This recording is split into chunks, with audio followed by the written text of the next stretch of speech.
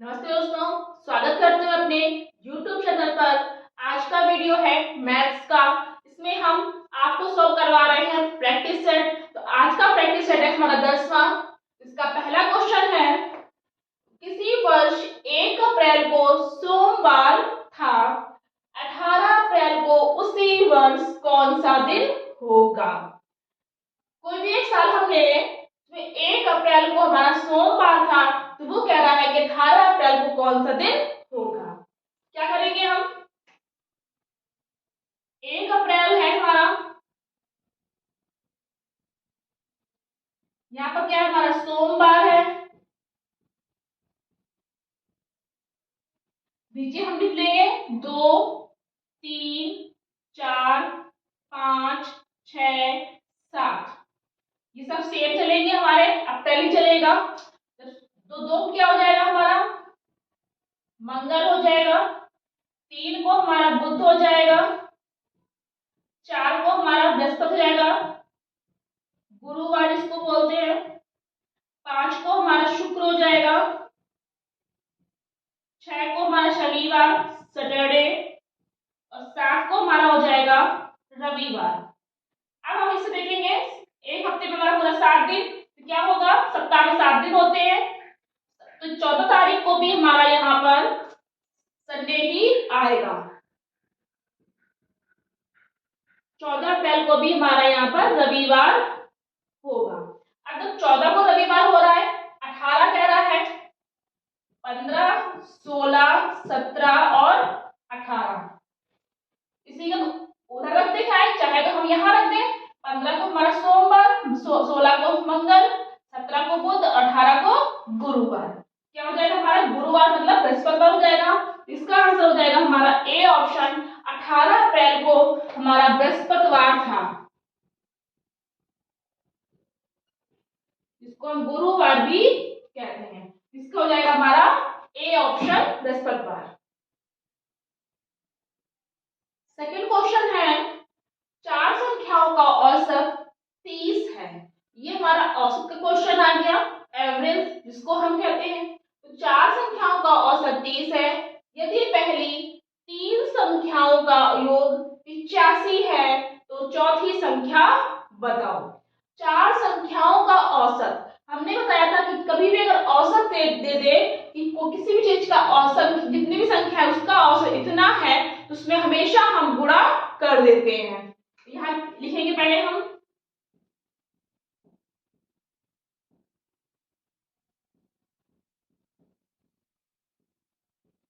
चार संख्याओं का औसत 30 है, तो 30 की और 4 की हम गुणा कर देंगे, आ जाएगा हमारा 120। अब कह रहा है कि पहली 3 संख्याओं का योग, यहाँ पर योग है, अगर आता कि पहली 3 संख्याओं का औसत तो हम फिर से 3 की गुणा 85 में कर देते, लेकिन यहाँ पर योग आ गया इसलिए हम गुणा नहीं करेंगे।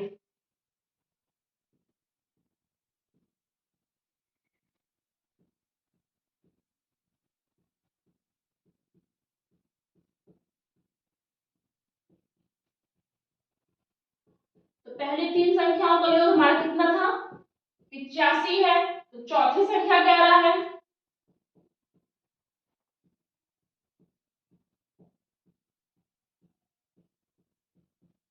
120 में 85 को माइनस कर देंगे तो हो जाएगा हमारा 11 में से 8 गए 3, 35 हमारा जो है वो हमारी क्या जाएगी, चौथी संख्या। 3 संख्याओं, 4 का औसत 30 था, पहली 3 संख्याओं का योग 85 है, चौथी का पता करना था, तो चौथी हमारी निकल आई, चौथी संख्या जो है वो हमारी कौन सी है, 35 है। इसका आंसर हो जाएगा हमारा B option 35 answer. Third question है, ये क्वेश्चन हमारा फ्रैक्शन का है, भिन्न जिसको हम कहते हैं। 2 संख्याओं का गुणनफल 5/4 है, यदि एक संख्या 5/6 हो तो दूसरी संख्या बताओ। 2 संख्याओं का गुणनफल क्या है, वो 5/4 है। कोई भी 2 संख्याएं, और वो 2 संख्याएं हमको नहीं पता है, तो कोई भी हम 2 संख्याएं मान लेंगे, उनका जब हम गुणा करेंगे तो हमारा गुणनफल जो होगा वो हमारा 5/4 होगा। फिर उसके बाद में वो कह रहा है कि जो दो संख्या थी जो हमने मानी थी उसमें से एक संख्या हमारी 5/6 है, तो दूसरी संख्या कौन सी होगी जिसकी उन दोनों को गुणा करने पर हमारा आंसर 5/4 आए। कैसे निकालेंगे हम? यदि एक संख्या 5/6 है उसे हमको नहीं पता तो पहले हम दूसरी संख्या मानेंगे। माना कि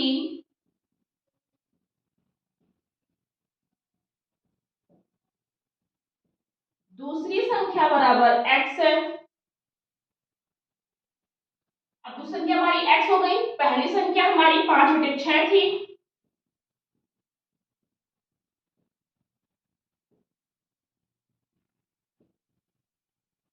x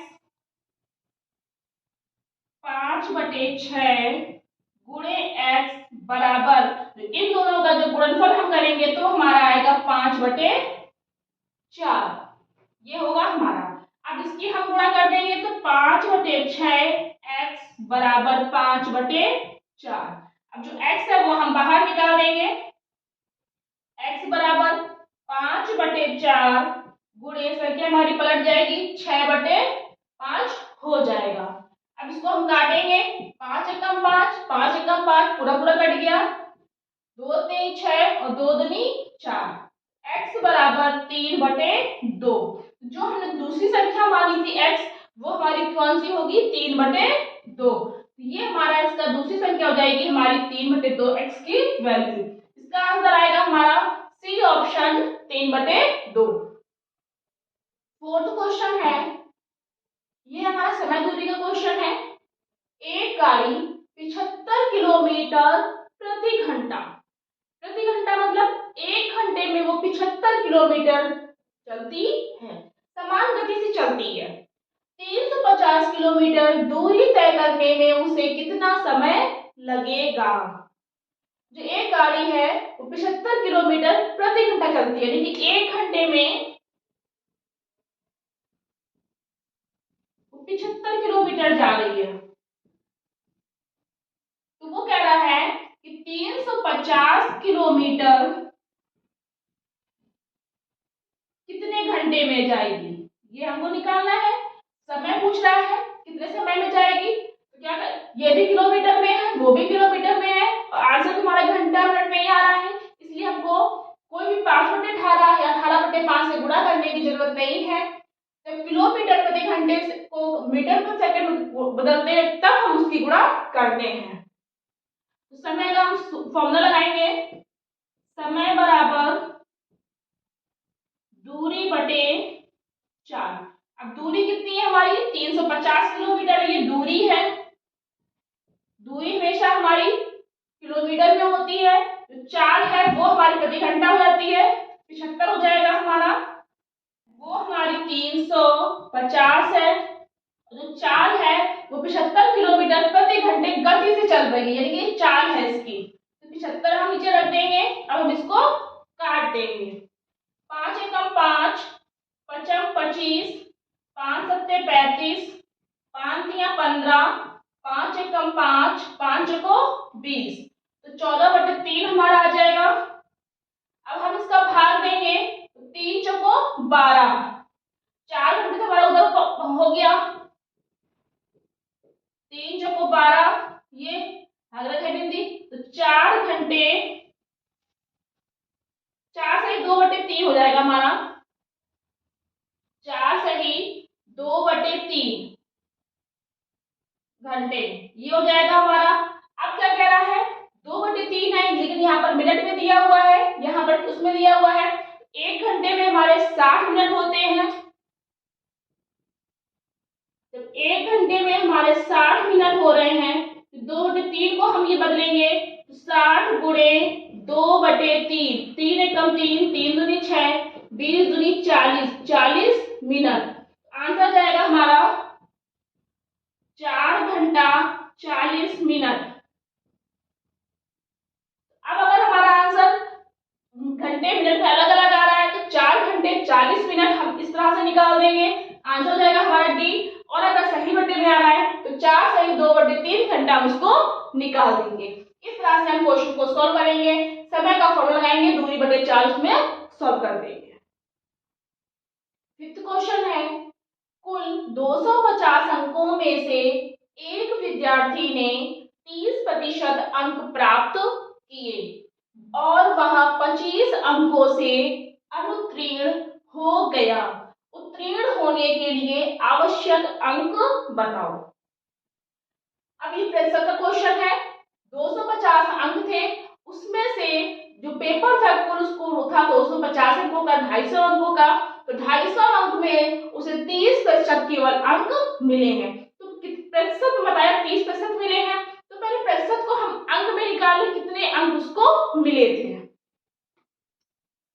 तो 250 ये में 30% को हम पहले निकालेंगे। ये जीरो से ये जीरो कट गया, कैसे निकाला? 250 गुणे 30 प्रतिशत मतलब बटे 100, दो जीरो से ये दोनों जीरो काट दी, 25 से 75, यानी कि 250 में से उसको 75 अंक प्राप्त हुए हैं। अंक प्राप्त हुए हैं 250 में से उसे केवल 75 अंक मिले हैं। हमने प्रतिशत को अंक में निकाल लिया। अब वो कह रहा है कि 25 अंकों से अनुत्तीर्ण भी हो गया। 75 अंक प्राप्त करने के बाद 25 अंकों से अनुत्तीर्ण भी हो गया। तो बताओ उत्तीर्ण होने के लिए उसे आवश्यक कितने अंक चाहिए। तो अब यहाँ लिखेंगे 25 अंकों से उत्तीर्ण होने पर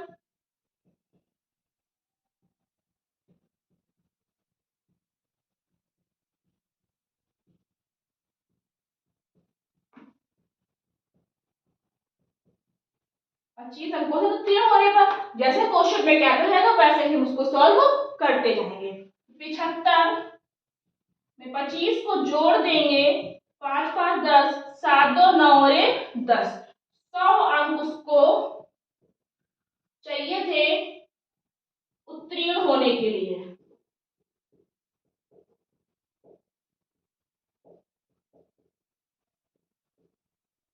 ये हो जाएगा हमारा आंसर। इसका आंसर होगा हमारा सी ऑप्शन। 250 में से 30% था, प्रतिशत को हमने बटे 100 कर दिया, जीरो जीरो काट दी, 25 से 75, 75 अंक उसको प्राप्त उसने किए, कितने में से 250 में से, और 75 अंक प्राप्त करने के बाद भी वो 25 अंकों से फेल हो गया, यानी कि अनुत्तीर्ण हो गया। तो 75 में 25 को जोड़ दिया, यानी कि उसके 100 अंक उसको 100 मार्क्स उसको मिल जाते, तो वो पास हो जाता। आंसर हो जाएगा हमारा सी ऑप्शन। 6 क्वेश्चन है, 105 के अभाज्य गुणनखंडों की संख्या बताओ। ये क्वेश्चन मेरा आ गया हमारा संख्या पद्धति नंबर सिस्टम से। अभाज्य संख्या कौन कौन सी होती है?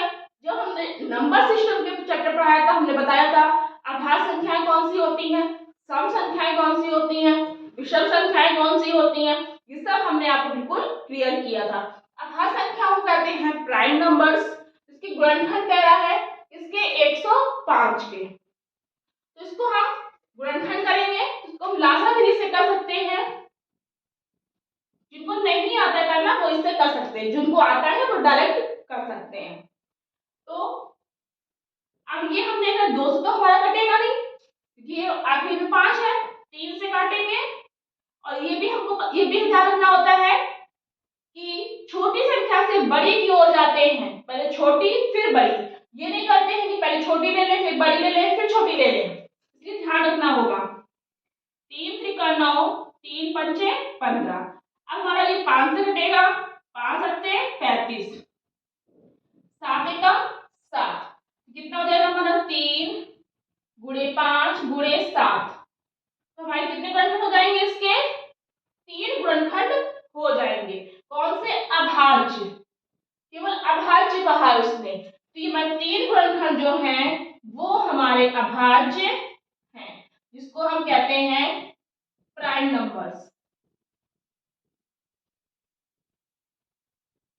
ये हमारी अभाज्य संख्याएं हैं, 3 है, 5 है, 7 है, 2 है, 11 है, 13 है, 17 है, तो 2 से कट नहीं रहा है यहाँ पे, तो 2 को हमने लिया ही नहीं, तो ये हमारी ये प्राइम नंबर्स है 3 5 7। अब इसको गुणनखंड आ गए हमारे, ये फैक्टर आ गए हमारे, तो कितनी है? 3 है, जिसका आंसर हो जाएगा हमारा बी 3 आंसर।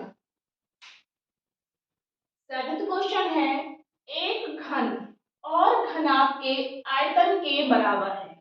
एक घन जो है और जो घनाभ है दोनों का आयतन जो है वो सेम है, एक ही है।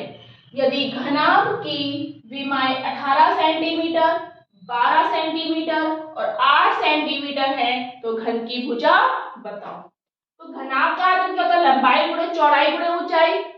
उसको हम क्या करेंगे, पहले हम घनाभ का आयतन निकाल लेंगे। जितना घनाभ का आयतन होगा उतना ही घन का आयतन होगा।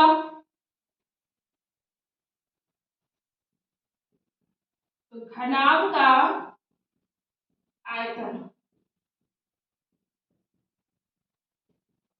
लंबाई गुणे चौड़ाई गुणे ऊंचाई, 18 गुणे 12 गुणे 8। अब इसकी हम गुणा कर लेंगे तो क्या होगा, 12 × 96, 18 छिक्का 108, 18 में 162, 1728 हमारा आ जाएगा। 1728 सेंटीमीटर। अब क्या आएगा, ये वो आया हमारा घनाभ का आयतन। अब जो घनाभ का आयतन है वही हमारा घन का आयतन है। तो घनाभ का आयतन कितना है, तो घन का आयतन जो होगा वो भी हमारा 1728 सेंटीमीटर हो जाएगा। घन और घनाभ का बिल्कुल सेम होगा। उसने कहा है कि जो घन का आयतन है वही घनाभ का आयतन है, मतलब सेम है। जितना आएगा उतना ही इसका आएगा। और घनाभ की जो विमाएं है 18 सेंटीमीटर, लंबाई 18 है, चौड़ाई 12 है और ऊंचाई 8 है। इसका आयतन निकाल लिया, 1728 सेंटीमीटर हमारा किसका निकला, घनाभ का आयतन। अब घनाभ का आयतन 1728 सेंटीमीटर निकल आया तो हमारा घन का आयतन भी 1728 सेंटीमीटर ही होगा। अब वो कह रहा है कि घन की भुजा बताओ। तो हमें घन का आयतन तो निकल आया, तो घन की भुजा हम आसानी से निकाल लेंगे। घन का आयतन बराबर फॉर्मूला होता है हमारा भुजा की क्यूब, यानी कि भुजा को 3 बार लिखते हैं।